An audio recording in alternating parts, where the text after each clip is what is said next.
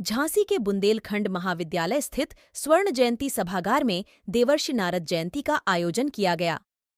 कार्यक्रम में मुख्य अतिथि के रूप में सामाजिक कार्यकर्ता डॉक्टर संजय सिंह और मुख्य वक्ता के रूप में हिंदुस्तान समाचार एजेंसी के मध्य प्रदेश के प्रभारी डॉक्टर मयंक चतुर्वेदी उपस्थित रहे। अध्यक्षता बुंदेलखंड महाविद्यालय के प्राचार्य डॉक्टर S.K. राय ने की और संचालन वरिष्ठ पत्रकार महेश पटेरिया ने किया। कार्यक्रम का आयोजन देवर्षि नारद जयंती समारोह समिति झांसी महानगर ने किया।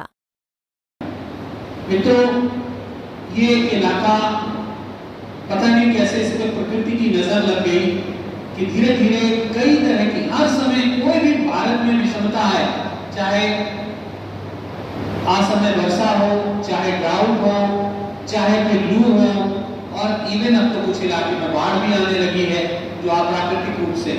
तो मैं मीडिया के साथियों से ये कहना चाहूंगा कि एक इलाका कैसे एक संपन्न इलाका जो प्राकृतिक संसाधनों की दृष्टि से इतना संपन्न इलाका था, कालांतर में घने जंगल से लेके इतिहास और इतिहास के साथ साथ अगर पुराणों से लेके और तमाम सारी धार्मिक, जिसको हम कहते हैं कला साहित्य संस्कृत की दृष्टि से इतना संपन्न इलाका, और आज ये संपन्न इलाका प्रतिकूल मौसम के दौर से, विपरीत परिस्थितियों के दौर से गुजर रहा है। वो नारद की परंपरा हमको यहाँ पे रानी लक्ष्मीबाई के रूप में भी दिखाई देती है। 1857 को हम सब जानते हैं। यदि इस मंच पर आकर रानी लक्ष्मीबाई इनका यहाँ चित्र भी लगा है, अगर उनको प्रणाम नहीं किया तो आना भी व्यर्थ है।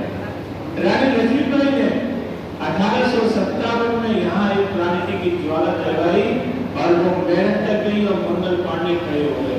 वो दिल्ली तक गई, वो दक्षिण तक गई, वो पूरे भारत में गई और उन्होंने कहा कि भारत में अंग्रेजों का साम्राज्य स्थापित नहीं होने दूंगी, भारत में मैं अंग्रेजों को नहीं रहने दूंगी। और वो रानी की लक्ष्मीबाई जब ग्वालियर जाती है तो ग्वालियर किले के जितने लोग होते हैं वो सारे के सारे लोग, सारी की सारी सेना रानी के साथ खड़ी हो जाती है। तो रानी क्या कर रही थी? रानी वैचारिक क्रांति कर रही थी। रानी जन जन में नारद क्या काम कर रही थी? नारद ने क्या किया कि जिस तरीके का महर्षि नारद जी का है और हम लोगों ने जो समझा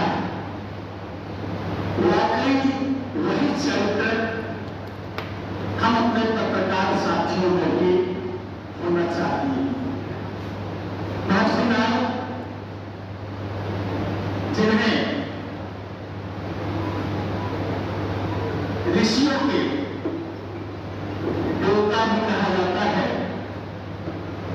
और उन्हें कहा जाता है कि सभी वेदों उपनिषदों का ज्ञान महर्षि नारद को था।